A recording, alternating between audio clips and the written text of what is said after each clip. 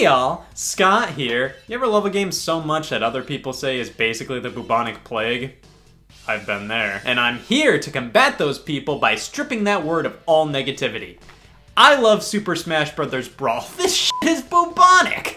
Alright, a Smash Bros. Crash course, if you will. 1999 sees the release of Super Smash Bros. On Nintendo 64. A fighting game like no other, which saw up to 4 players trying to knock their opponents off of the stage/screen as an array of Nintendo All-Stars. The more damage you take, the higher percentage you gain, and the easier it is for you to get launched. It was a critical and commercial hit, so the next step was some solid evidence that God exists with a 2-year development cycle. Super Smash Bros. Melee released on the GameCube only a few weeks after the system's launch in 2001 and upped the ante on everything from the previous game. A crazy amount of new single-player content, more characters, stages, better mechanics. Melee had it all and is how a sequel is done. While the GameCube was far from Nintendo's most successful platform, Melee still sold incredibly well. It was the game people bought GameCubes for, the game people knew the GameCube for. With the popularity of Melee, people were dying for a new game for years. Then E3 2005 stumbles into the room. Satoru Iwata is discussing details on the company's newly announced next-generation console, the Nintendo Revolution, and decided to announce that, yup, it's a thing. 1 or 2 Wi-Fi games will be ready for launch. And I am pushing our teams to make sure Smash Bros. Is one of them. Yes, a new Super Smash Bros. Was officially announced at E3 2005. All that was said was, hey, Smash Bros. Will be a launch title on the Revolution with online play, right guys? The Smash Bros. Director Masahiro Sakurai was surprised at the announcement, as nobody ever told him a new Smash game was in development. Iwata met with him the next day, formally asking him to be involved with this Smash Bros. Game, being in charge or as close to in charge as possible. And with that meeting in the books, the third Super Smash Bros. Game officially entered production a day after it was announced to be officially in production. After Sakurai finalized some plans like the initial character roster, development commenced later that year. Following Nintendo's E3 2006 press conference showcasing the newly renamed Nintendo Revolution, now going by Nintendo premiered the first look at the next entry in the Super Smash Bros. Series, Super Smash Bros. Brawl. I always loved the intro showing the characters transforming from Melee to Brawl and the freeze frames with the new characters' names underneath. The trailer revealed Meta Knight from Kirby, Zero Suit Samus from Metroid, Wario sporting his WarioWare attire, and Pit from Kid Icarus, everybody's favorite. Also shown off was the inclusion of Final Smashes and Assist trophies, a pretty spectacular first impression.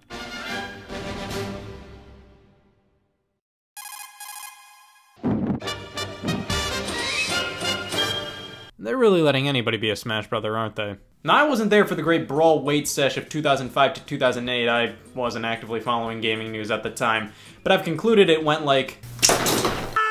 Nice. There's gonna be f***ing stages? Every weekday, a new piece of information was revealed about Brawl on the official website, the Smash Brothers Dojo, starting on May 22nd, 2007. These updates would range from how to use a controller to, is that a f***ing Sonic the Hedgehog? Yeah, Sonic made it in, but because of it, among numerous other issues, Brawl saw a few delays after initially being pegged for a December 2007 release. Yes, the Smash community is stoked, but when?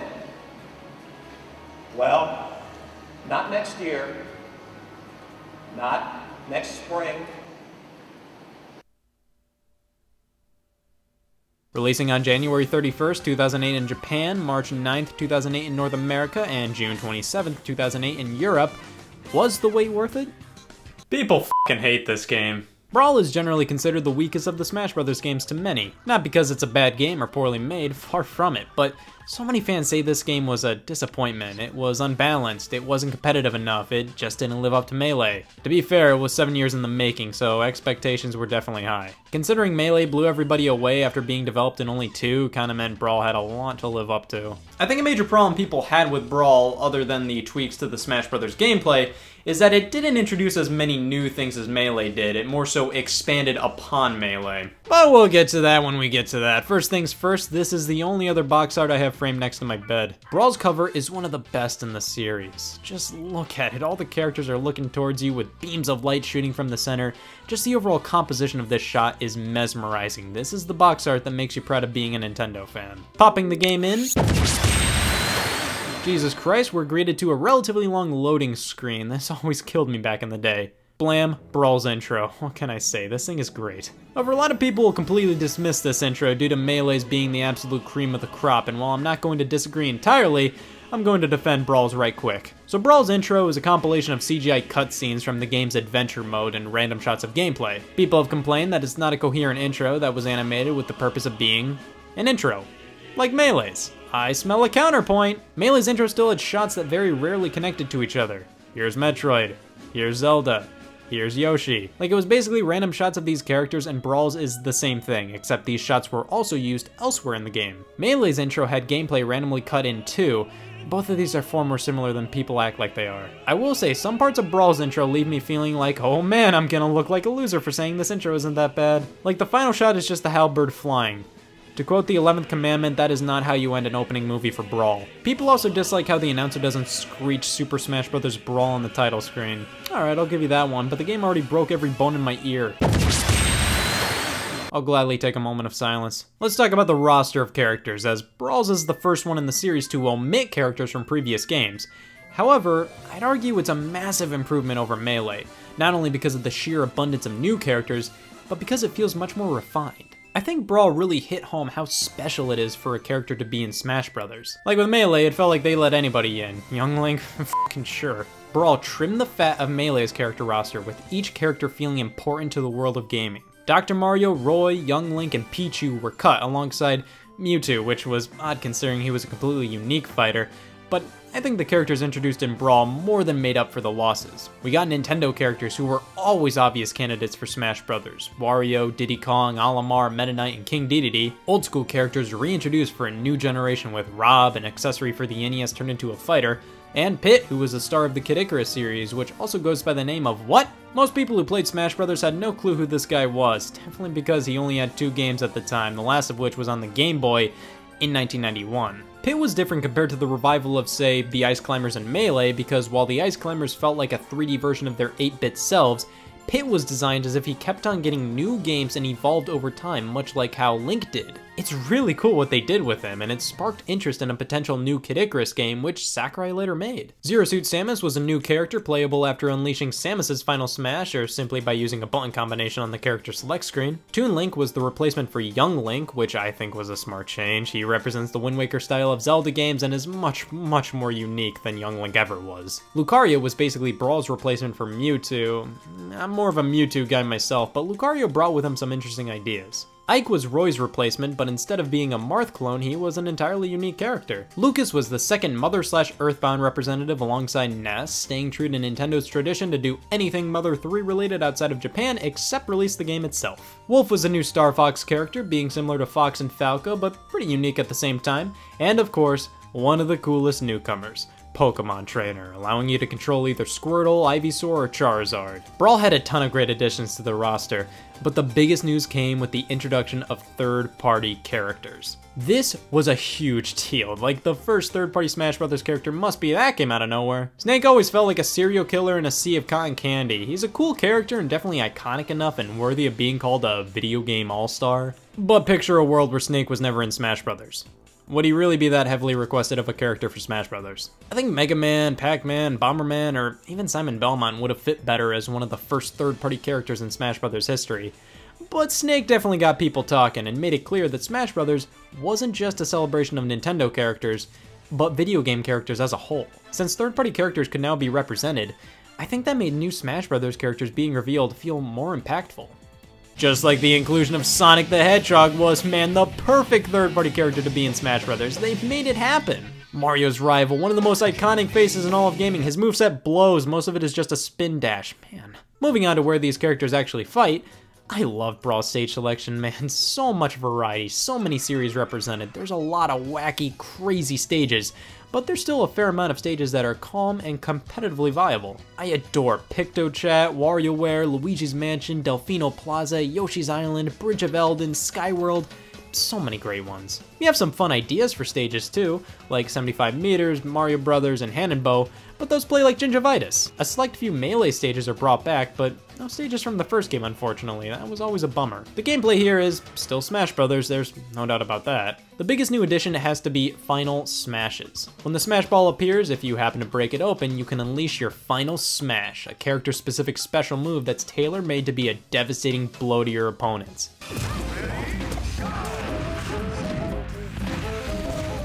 Most of them. Assist trophies are also here as new items, which allow for other characters to appear alongside you to help you out. A solid compromise for some of these guys not being playable. Speaking of items, lots of great new ones, specifically the Dragoon, where you have to collect all 3 pieces to unleash one of my favorite reticles of all time. Tons of control options are available. You can play with just the Wii remote on its side, and as a kid, I thought this was the most optimal way to play. Just disregard me already. Overall, Brawl is still Smash Brothers, just with more additions, and oh shit, random tripping can occur, which is a bit on the heart-wrenchingly dumb side of things. On top of that, the game is much slower than Melee, which made the game much less interesting competitively, and Meta Knight's a character. I just realized I'm supposed to hate this game. I've made it clear I'm not a competitive guy by any means, but I think it's still important to make sure those guys are happy with the game, and in that regard, yeah, Brawl failed. It was obviously geared more towards the Wii's target demographic, the casuals, the newcomers. Brawl's original name was Baby's First Smash Brothers. It's supposed to be easier to pick up. Sadly, that turned countless fans off from this game, and I can understand why.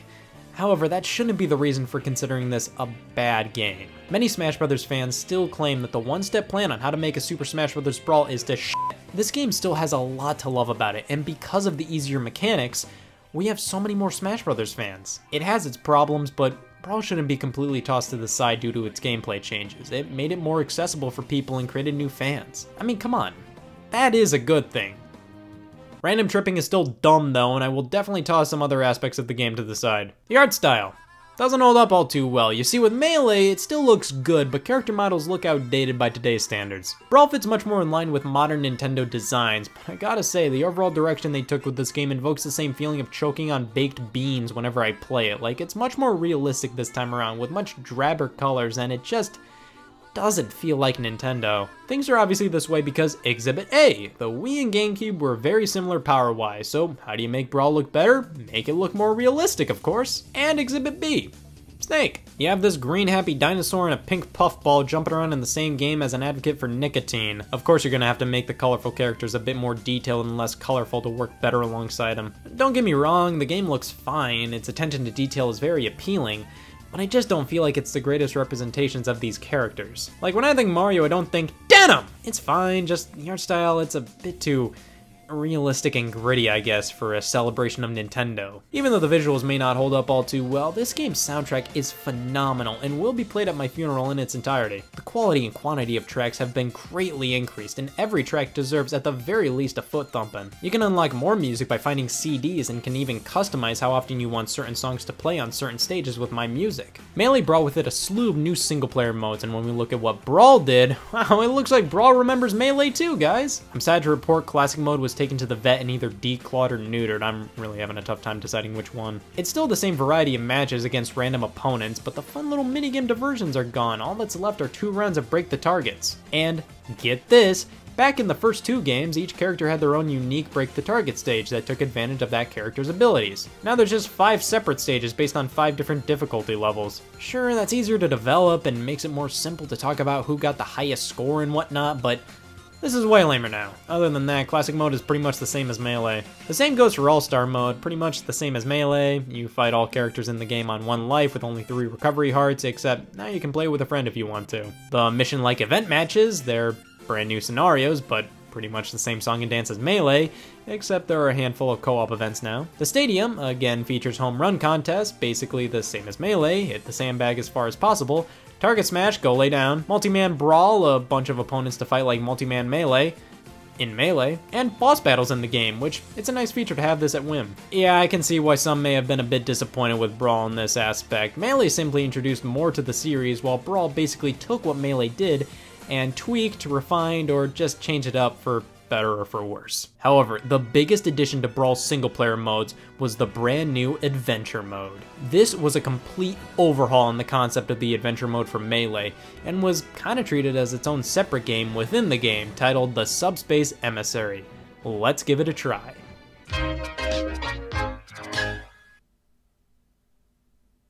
I really fucking hope I never have to do a book report on that plot. How is there not spark notes for that thing? Yeah, so Adventure Mode has been increased from a solid 30 minutes to 8 hours. The mode just becomes a bit too repetitive and goes on for far too long. I did like it, but it just needed to be cut down a bit. It's all worth it for those sweet, sweet CGI cutscenes that tell what I think is a story. I'm not even gonna try to make sense out of it. Characters get turned into trophies, which is bad. Stop the butterfly man at the end, that's what I took from it. Subspace allowed you to pick characters in the order you preferred playing them, and whenever a secret character would join your team, they'd be unlocked outside of adventure mode, which definitely gave Subspace more of a purpose. However, my biggest problem with the adventure mode is the lack of a ton of fan service. You battle a ton of generic original enemies, traverse worlds that, even if they are from Nintendo games, just feel really bland and not interesting. For example, so many of my memories from Subspace Emissary involve Skyworld, the land of Kid Icarus, a game I primarily associate with black backgrounds.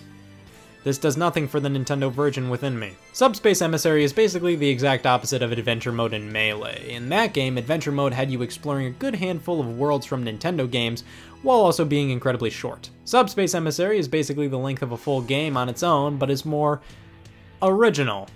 And please take that the wrong way. It's just not interesting to explore a lot of these worlds. If they're from an actual game, they still feel super generic, and if they're completely original worlds, they feel super generic. Subspace Emissary gave Brawl a lot of its charming character, and I like that it's here, but it definitely had some problems that could definitely be fixed in the next Smash Brothers. Come on! But Brawl's main selling point wasn't the adventure mode, it was the inclusion of online play. Well, we aren't missing much. Laggy, soggy matches were abundant, man. Online play with Brawl was simply not that great. So go back to local multiplayer, and while you're at it, fiddle around in Special Brawl. Greatly improved from Melee, Special Brawl basically allows you to create a match that'll make your parents ask, what the hell are you playing? Doubling down on Smash Brothers being a museum of sorts, Brawl introduces some really cool little extras in my favorite sub-menu as a kid, the Vault. Here lies a ton of the collectibles and extra content, including the trophies, where we now have completely brand new ones, and more of them at that. They're still a blast to collect and now have even more detail both in terms of the trophies themselves and the descriptions. Now 2 games are listed for character appearances when applicable, and the console the game was on is represented too. You can never say Brawl isn't worth the money. You can arrange them in any way you want, twist and turn them all around, it's a power trip. Of course, if you want more trophies, you're gonna have to try your hand at the mode that separated the men from the boys, Coin Launcher, where you use the coins earned throughout the game as bullets to nab trophies and stickers, while also trying to get rid of all this trash. Nothing will ever be as stressful as seeing a trophy you need appear at the very top, but these metallic spheres decide to be metallic spheres, and God! And then to waste so many coins on a trophy that you ended up already having, nothing makes me want to trudge back to the Wii menu more than that. I always found it so cool that Brawl had a decent amount of content that wasn't fighting based. Speaking of which, stickers! Wait for Sakurai to say, what are you all bitching about? Crystal's already in Smash Brothers. Basically, stickers were random pieces of art you could collect from tons of different games. Back in the day, I didn't even know the stickers were here for you to stick onto your character in the Subspace Emissary for stat boosts. I just thought they were fucking stickers. You can make little collages and stuff. It was a lot of fun for me. Now, if you want to talk modes that'll make your local 11-year-old Scott Wozniak squee, look no further than Stage Builder. You can now build your own Smash Brothers stages. That's amazing. I did this. The stage builder is very limited, and while that can lead to some out-of-the-box thinking and thus some cool ideas, the novelty of making your own Smash Brothers stages wears thin pretty quickly here. The themes, items, and terrain you can choose from are all just super generic, which doesn't make much sense when you can choose any background music from the game to play on your stage. Why can't I play Kirby music on this stage that has no Kirby-themed elements on it? It would have been cool to have some Mario, Zelda, Metroid, or whatever franchise type items or enemies to plop onto the stages. The stage builder was never really seriously used by me. I generally only fiddled around in here just to see how much of a jackass I could be. Challenges features a huge wall of things to do and trinkets to unlock. Chronicle is a list of all Nintendo published titles, which I always really appreciated. And finally, Masterpieces allows you to see where a few select fighters got their start. Yep, you can play retro games within Smash Brothers. This is insane. Time to twiddle in a game of Donkey Kong.